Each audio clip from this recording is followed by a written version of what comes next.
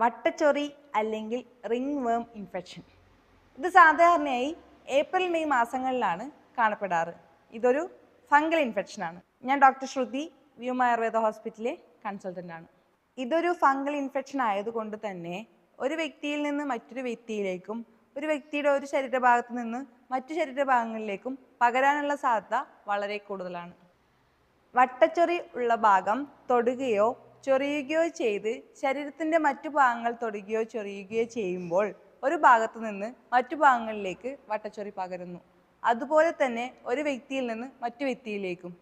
വട്ടച്ചൊറിയുള്ള വ്യക്തികൾ ഉപയോഗിച്ച dress, bedsheet, towel, soap തുടങ്ങിയവ മറ്റു വ്യക്തികൾ ഷെയർ ചെയ്യുന്നതിലൂടെ പ്രധാനമായും വട്ടച്ചൊറി പകരാവുന്നതാണ്.